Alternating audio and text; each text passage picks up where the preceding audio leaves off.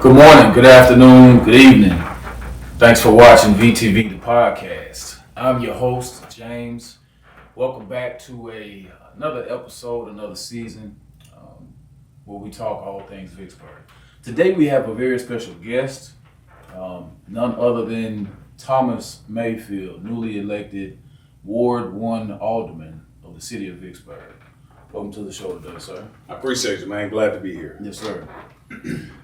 Let's jump right into it, man. I don't want to talk too much and give away too many topics and conversations for the people, but tell us briefly about your first, we'll say, 24 to 48 hours in office. We know that you were recently elected as Ward 1 Alderman. Yeah. Congratulations on that as well. Thank you.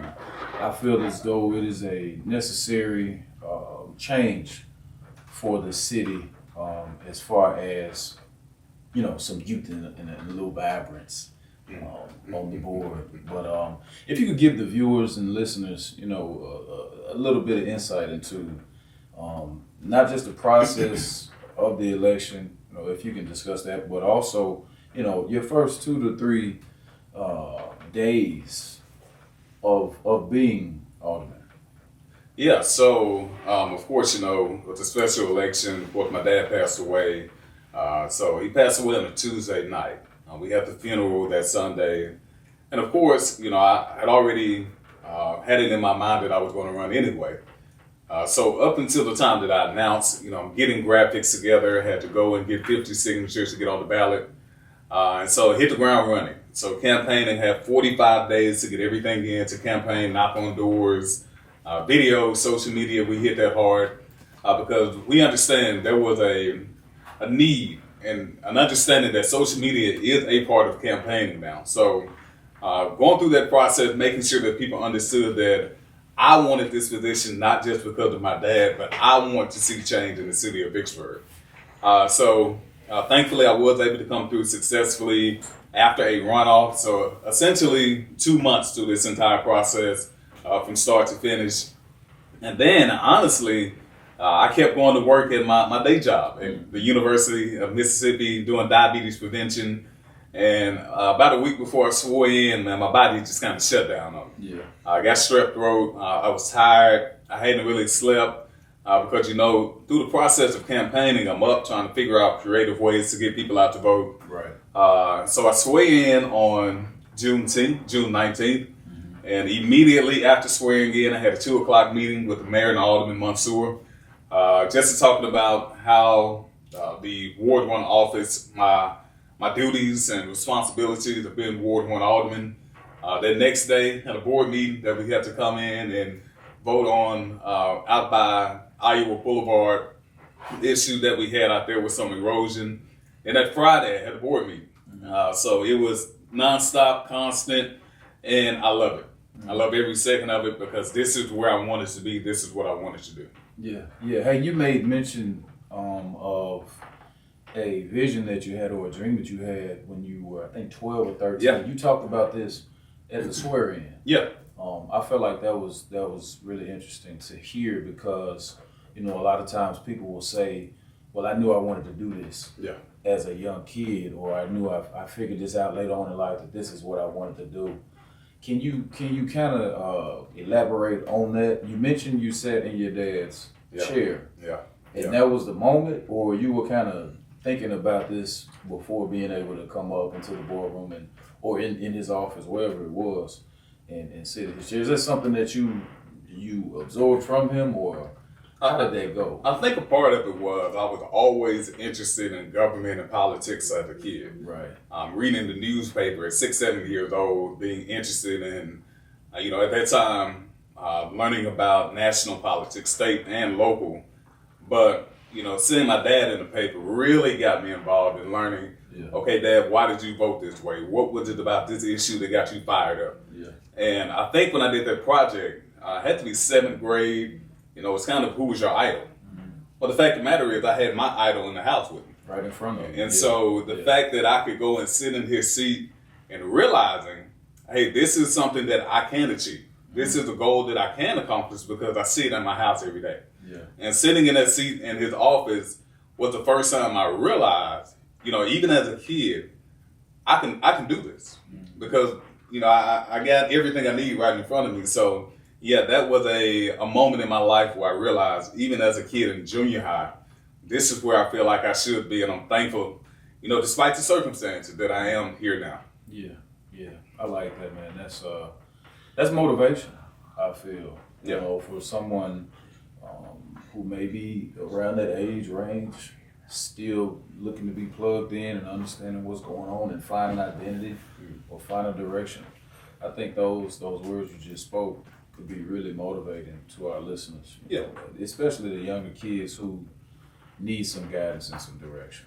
Yeah, one thing I learned from being an educator is two things about young people.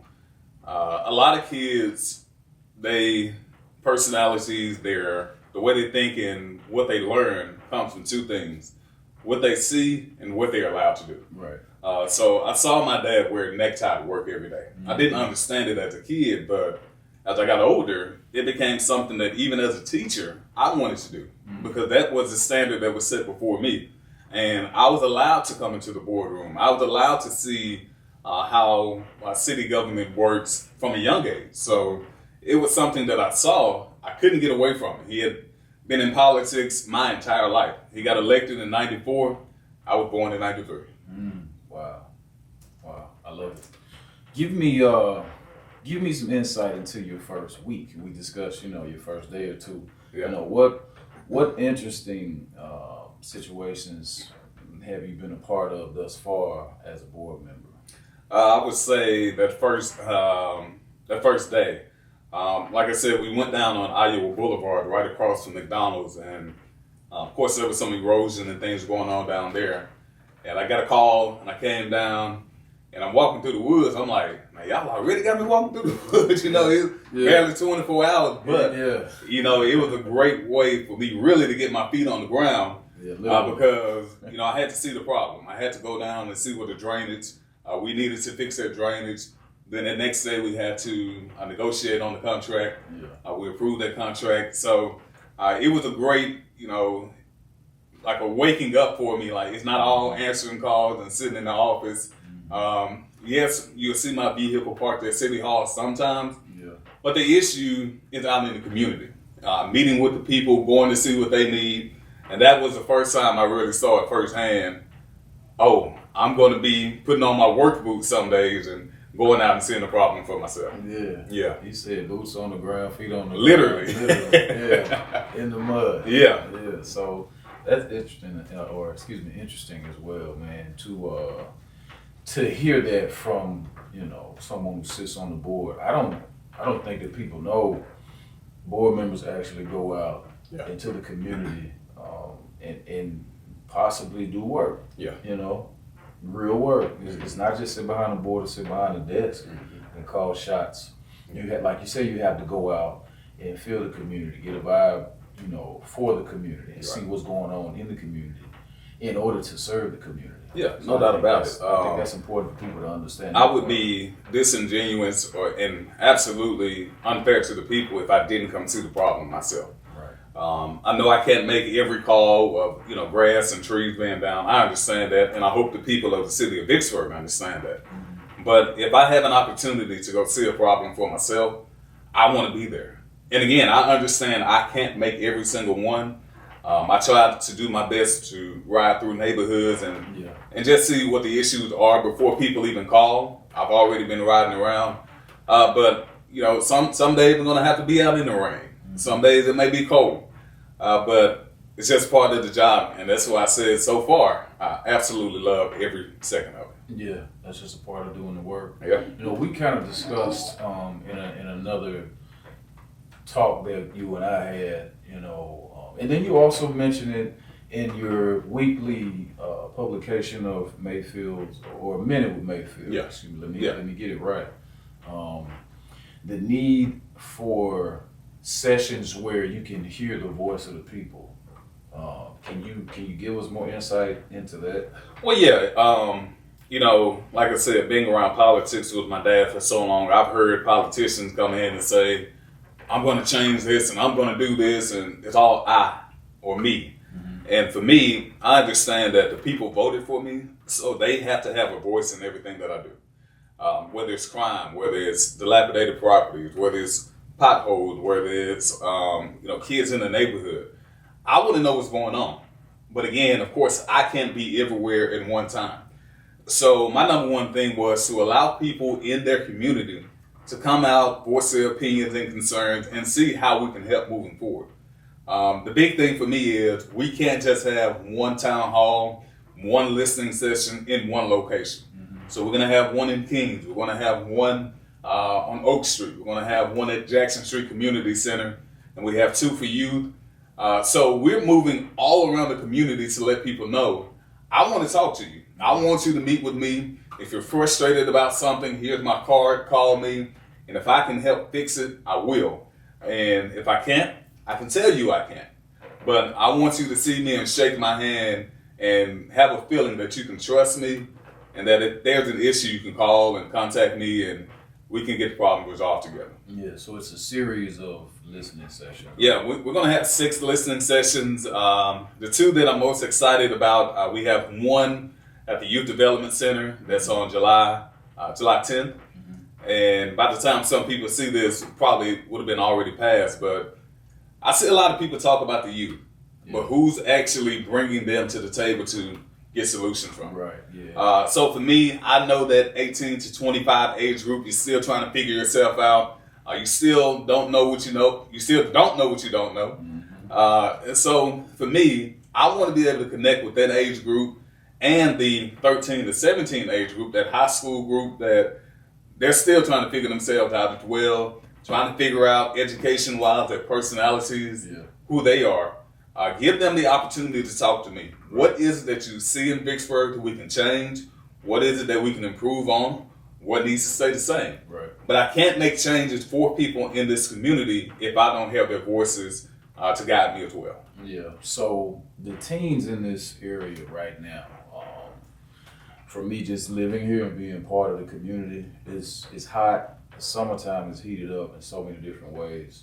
There have been incidents of gun violence recently where, to me, it's just a lot of misguided youth, and being able to take your listening ear and give it to those youth. I hope that something occurs to where all of the youth in this area are aware of solutions, other things they can be involved in. The gun violence, to me, can be solved with, number one, giving them something to do, but at the same time, just hearing what's going on, whether it be something mental or some family issues or whatever the issue may be, somebody to hear that. Once you have these sessions, and not just the teens, but the public, the people in Ward 1, when they come out and tell you, hey, this is what we need, your plan of action kind of give us insight into next steps after these listening sessions. Yeah. First of all, I want to put together boards and committees, especially for our youth, and divided by age. So, of course, we have that 18 to 25 age group. Let's talk about how we can help the young professionals and keep them in the city of Vicksburg. Of course, we have a lot of young people that graduate college, and the first thing they want to do is leave Vicksburg. Yeah, that's true. A lot of people, I'll be honest, they don't see hope and pride in Vicksburg right now. And that breaks my heart because, when I go talk to a kid at street ball, man, I can't wait to leave Vicksburg. But what can I do to make you want to stay here in your hometown? Right. You've grown up here, you're going to school here, your family and friends are here. Right. What can we do? So what kind of solutions can you give me? And let's work together on that. So I want the young people to understand we're going to put a board together where your opinions are going to matter to me. Yeah. And also, after that, we'll sit down with department heads and leads and talk about our infrastructure issues. Yeah. We'll talk about some of the gun violence issues that we have. And we just got to work together with department heads and people in the community to come up with solutions. I can't do it alone. I'm telling people I can't do it alone. I want you to know we have to do it together. So my plan of action after this is to get to work with department heads, with community leaders. And again, a community leader doesn't have to be somebody who has a PhD. If you know the people in your community and they listen to you, I want to work with you. Yeah. You don't have to like me. I want you to take care of your community. Yeah. So that's the number one thing for me. These community leaders come to me and let's come up with solutions together. I like that. I do. And you know, man, and I'm just saying this on record, and you know, for the listeners, if there's anything from my chair that I can do, I'm behind it 100% because I do believe that there needs to be a change with the youth, Yeah. especially with retaining them to be, you know, bigger parts of our community here in Vicksburg. I don't want to hold you long, man. I know you gotta. Oh, I got time. Man. You got a lot on your plate though. Now that you're on the board, you know, and I respect that. I do want to discuss with you briefly, you know, before you leave, the next 30 days in office. What does that look like? I'm sorry to cut you off. Outside of what we discussed, you know, with the listening sessions and things of that nature. Can you give me three main points of emphasis for the next 30 days or the next 60 days, you know, whatever the outlook is? Well, I know school is about to start back soon, so I know for me, this is just a personal thing. I want to be as visible in as many of our local schools as I possibly can be. Right. So that's, you know, coming in and reading to students. If you have a career day or you want me to come talk to your class, I want to come. Also, that also includes, you know, just showing up at lunch sometime. Right.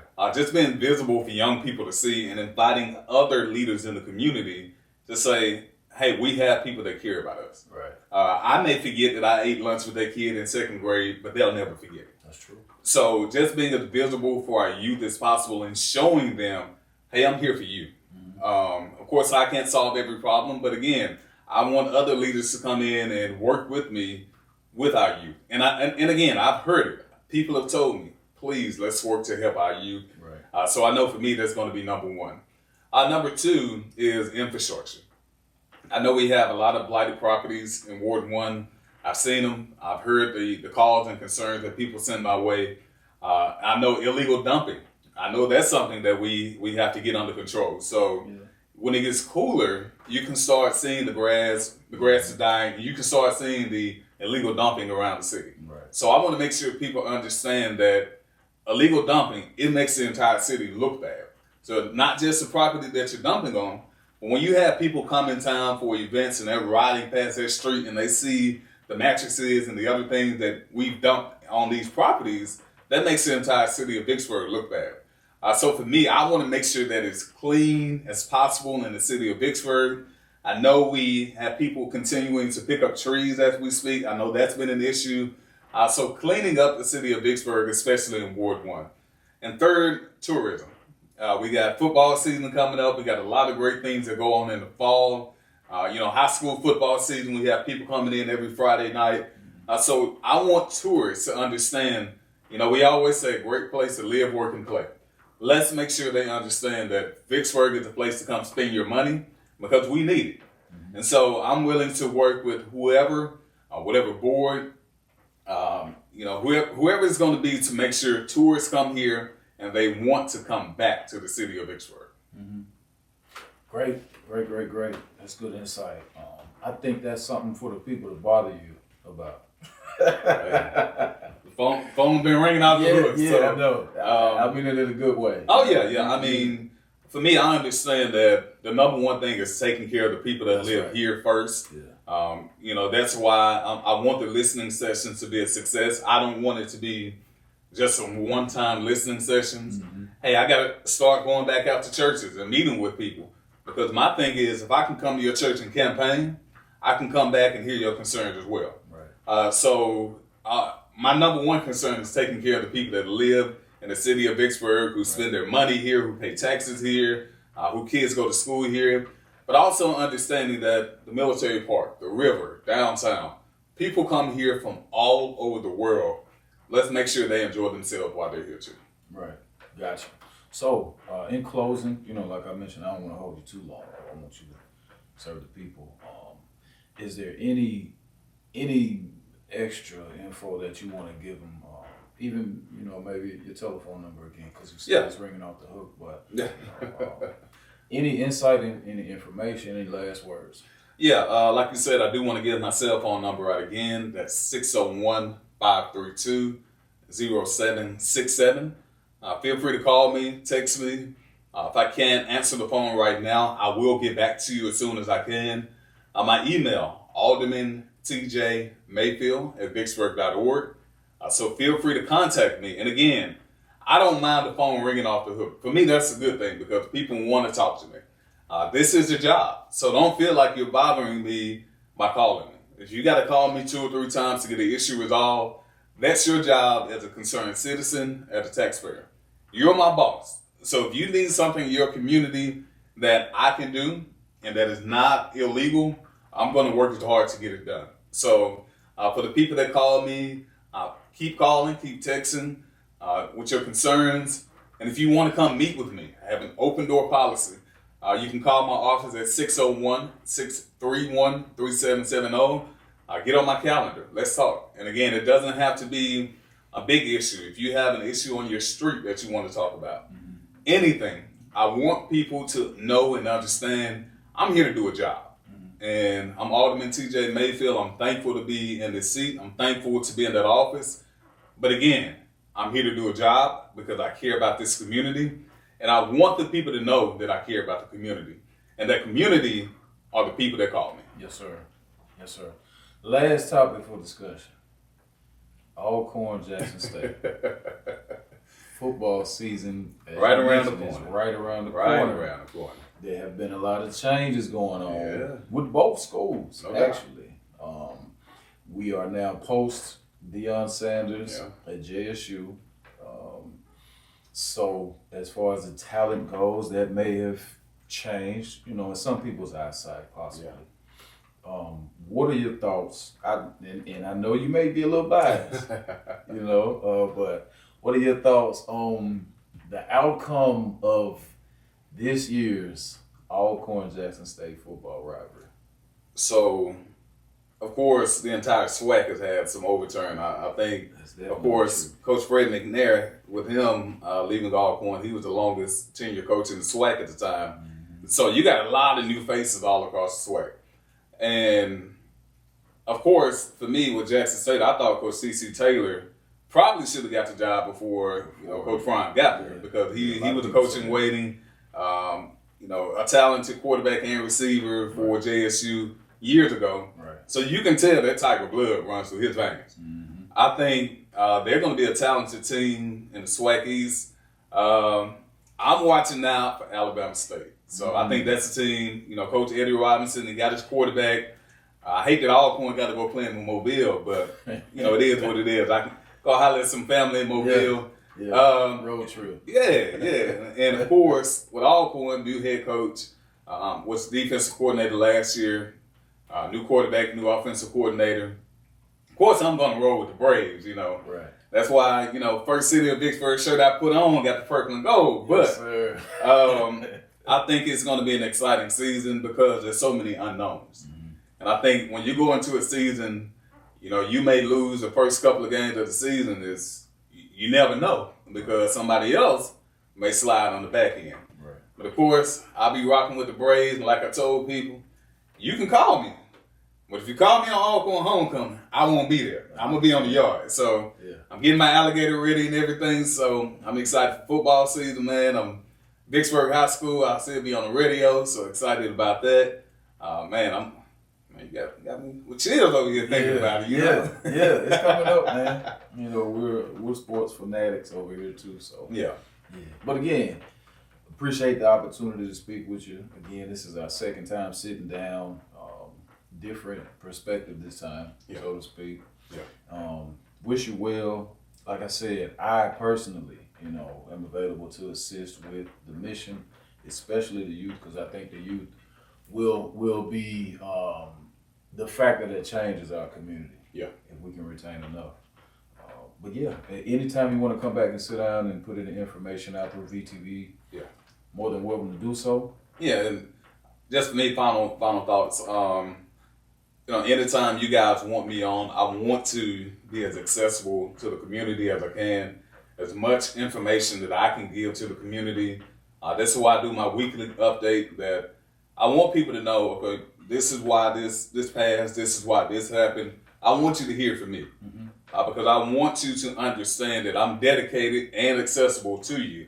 That's the reason why I give my cell phone number out. That's the reason why I give my email and open my office doors, is because I don't want to be somebody you only see at election time.